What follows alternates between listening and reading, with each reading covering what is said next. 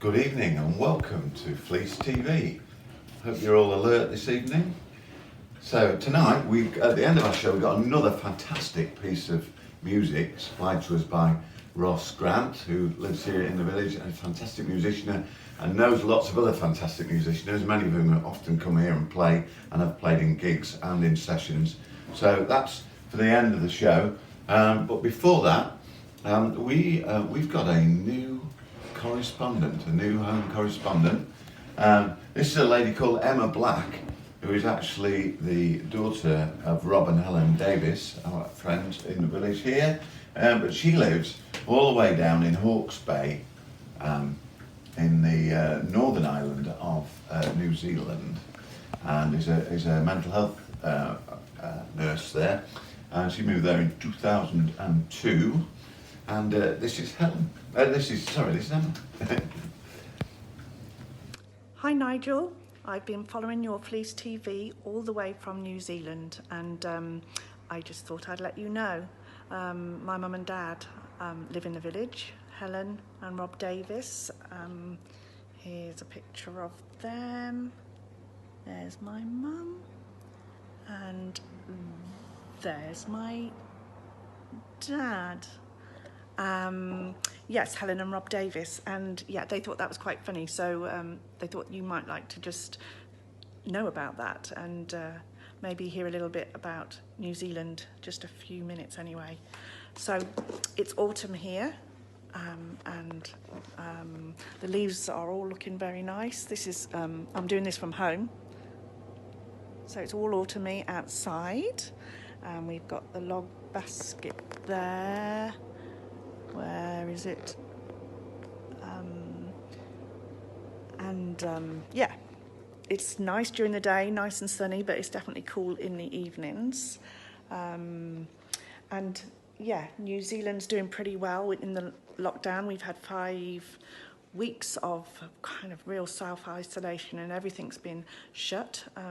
Just supermarkets open, petrol stations, and the medical things, pharmacies and things like that, but other than that everything's been closed, and this week is the first week where we've moved from level 4 to level 3, so still we're all in our bubbles and not really allowed to socialise with anyone unless you can extend your bubble a little bit, but not much. Shops and things can do click and collect and online things, so businesses are getting back, and we can get takeaways now, which is really nice. I had my first coffee today.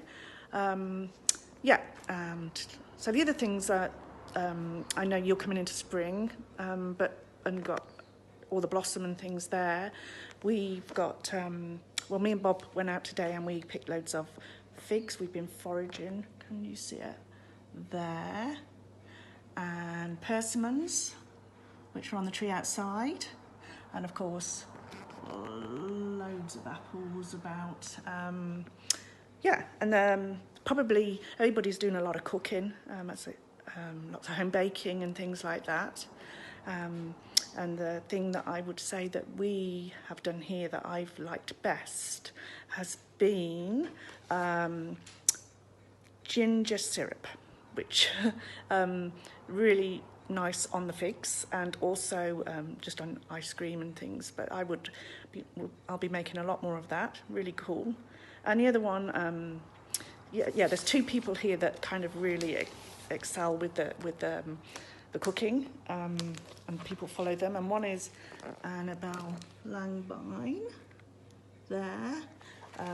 That's where the ginger syrup came from, and the other one is Nadia's, you can't see that, Nadia's Comfort Kitchen, and she did some apple and cranberry sausage rolls, which again have been a real hit. Be making those again too. So that's it from me. Just thought I'd say hello, and also Leanne Bibby, I've been following you on the Games Club. That's been really cool. And Nigel, I'll meet you when I'm next over in England, and look forward to one of your pies, my favourites. Okay, bye.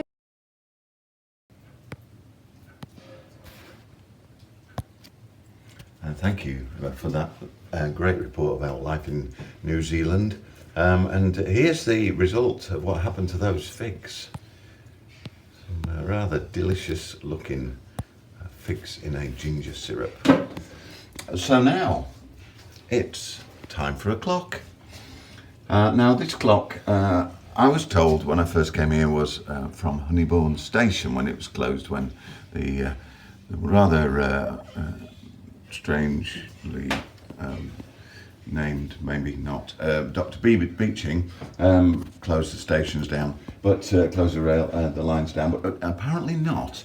I have since learned that this is a clock which would have been sold by an itinerant clock sales personage who would have come all the way from the Black Forest in Germany with these clocks. He would have probably had, 3 or 4 in his backpack, probably not a lot of gatto, and would have sold these clocks to people in and around the countryside. So this is actually a Black Forest clock as opposed to a ghetto. So there you go, that's all I can tell you about that. That is today's clock.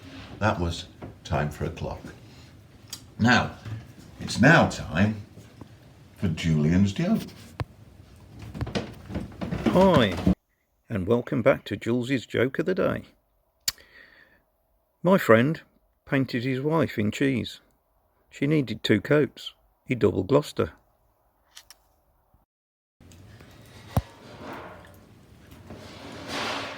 That was a quickie, wasn't it? That was a quickie.